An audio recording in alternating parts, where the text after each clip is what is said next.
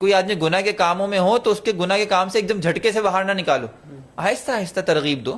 اللہ کے رسول صلی اللہ علیہ وسلم بھی جب شراب کی حرمت کا اعلان کیا تو ایسا تھوڑی کہ پہلے ہی دن آیات نازل ہو گئی کہ بس شراب حرام ہے، کل سے پیتے تھے سارا دن بیٹھ کے، آج سے بالکل نہیں پیو گے، نہیں، تدریجاً پہلے حکم یہ دیا کہ بھائی دیکھو شراب نہ پیو، یہ اچھی چیز نہیں ہے،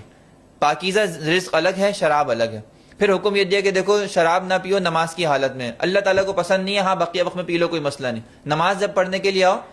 لا تقربوا الصلاۃ وانتم سکارا، تو اس وقت کے اندر تم نہ پڑھو۔ اور پھر اس کے بعد ایک وقت یہ آیا کہ اللہ تعالیٰ نے جب دیکھ لیا کہ بھئی لوگوں کی تربیت ہو گئی ہے، لوگوں کا مزاج ایسا ہے کہ اب ان کی اتنی تربیت اور اتنی ان کی جو ہے حوصلہ ہے کہ اگر ان کو کہا جائے کہ چھوڑ دو تو وہ چھوڑ دیں گے، تو پھر حکم دے دیا انما الخمر والمیسر والانصاب والازلام رجس من عمل الشیطان، کہ یہ تو بھئی شیطانی عمل ہے، اب تم بالکل چھوڑ دو، کنارہ کش ہو جاؤ۔ تو یہی طریقہ ہمیں ایک عام آدمی کے ساتھ بھی اختیار کرنا چاہیے کہ ایک آدمی کو دیکھ رہے ہیں کہ اس کا گھر بار چل رہا ہے، بیوی بچے ہیں، اس کے بچے اس کے اسکول جاتے ہیں، بیوی کے اپنے خرچے ہیں، گھر کے الگ خرچے ہیں، اور اس کا مثال کے طور پہ کوئی ایسا کاروبار ہے جو حرام ہے، ہم یہ نہ کہیں کہ بھائی کل سے سب چیزوں کو آگ لگا دو، بینک کو فلانی چیز کو تالا لگا دو اور بس گھر پہ بیٹھ کے نیا طریقہ اختیار کرو، نہیں، اس کو ایک میتھڈ بتائیں کہ بھائی آپ آہستہ آہستہ اپنے آپ کو نکالو حرام سے اور آہستہ آہستہ حلال میں داخل ہو جاؤ، انشاءاللہ آپ کی جو یہ آہستہ آہستہ آنے کی جو تدریجی عمل ہے اللہ تعالیٰ کی بارگاہ میں یہ بھی قابل قبول ہے۔